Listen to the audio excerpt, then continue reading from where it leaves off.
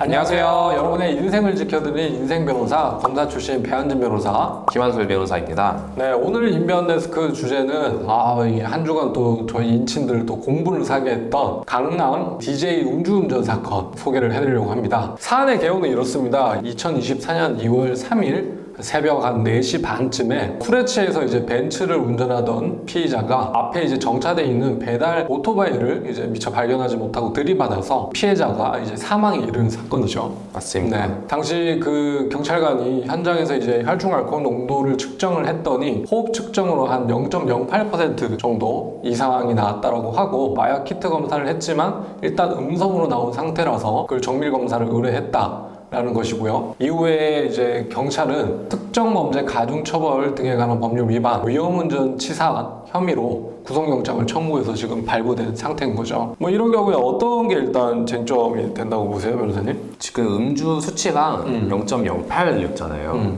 0.08이 그렇게 높은 수치는 아니거든요. 그렇죠. 처벌 기준이 0.03이긴 하지만은 0.08은 앞을 못 보고 할 정도로 많이 취한 상태는 아니기 때문에 근데 사건 영상을 보면은 차량을 충격하고도 계속 앞으로 가요. 그리고 그 피의자가 얘기했던 게 충격한지 몰랐었다. 뭐 마약에서 음성 반응이 나왔다고는 하지만은 정밀 검사에서 마약 반응이 나올 수도 있고 그러면은 약물 운전이 될 수도 있는 것이고 그렇게 정말 못 봤다고 하면은 그 옆에 강아지가 타고 있었잖아요.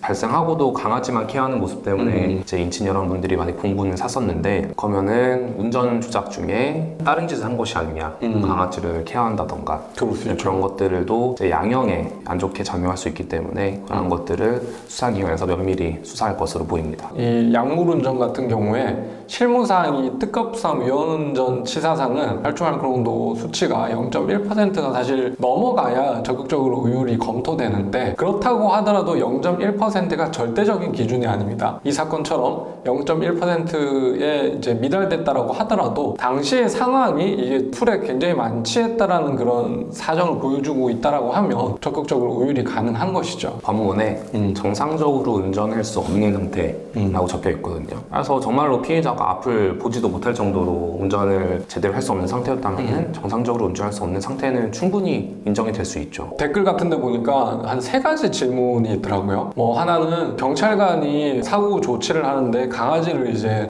건네달라고 했더니 그걸 끝까지 안고 안 줬다 이런 부분이 또 공무집행 방해가 되는 게 아니냐 이런 걸 궁금해 하시는 분들이 계셨고 두 번째는 어쨌든 뭐 현장을 이탈하지는 않았지만 강아지를 안고 그냥 계속 앉아있기만 했으니까 뺑소니 내지는 사고 미조치 혐의가 되는 것은 아니냐 이런 걸 또 궁금해 하시는 분이 있거든요. 일단 그 공무집행 방해를 말씀드리면 공무집행 방해는 뭐 경찰관의 어떤 수사활동을 방해했다 그래서 언제나 성립하는 것은 아니고 그 수단이 폭행과 이제 협박을 수단으로 해야 성립을 하는 것이죠. 그렇기 때문에 단순히 뭐 강아지를 건네주지 않았다고 해서 그게 뭐 공무집행 방해로 의율될 가능성은 없다고 보시면 됩니다. 또 사고 위조치 같은 경우에는 이제 교통사고 발생하고 법문상 부여된 필요한 조치들이 있어요. 그렇죠. 그 필요한 조치를 하지 아니하고 인적사항도 제공하지 아니하고 그리고 보통은 현장을 이탈을 하고 그렇죠. 그리고 도로교통법이 교통상의 장애와 위험을 방지하기 위한 목적으로 규정된 법이기 때문에 교통상의 장애와 위험이 있었는지 여부들은 골고루 봐야 되는데 피해자를 적극적으로 보호하진 않았지만은 현장을 이탈하진 않아가지고 그렇죠. 필요한 조치를 전혀 하지 않았다라고 보기는 힘들어서 사고 미조치는 의율이 안 된 것으로 보입니다.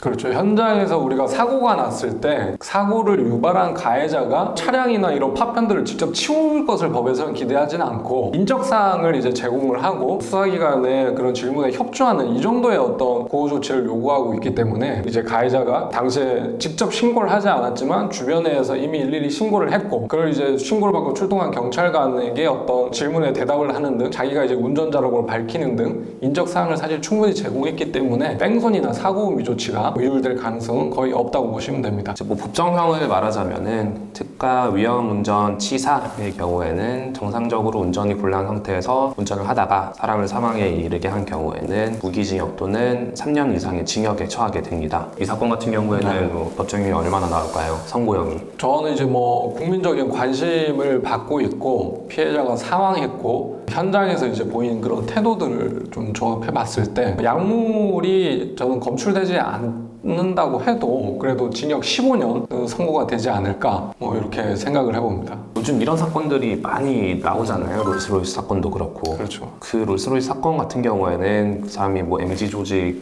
투표 그게도 연루가 되고 해가지고 그랬던 것 같고, 만약에 피의자가 뭐 전과가 없다 그러면은 저는 한 5년에서 7년? 합의도 됐고 하면 네, 그 정도 예상하고 있습니다. 나중에 선고형이 어떻게 될지 한번 지켜봐 주시기 바랍니다.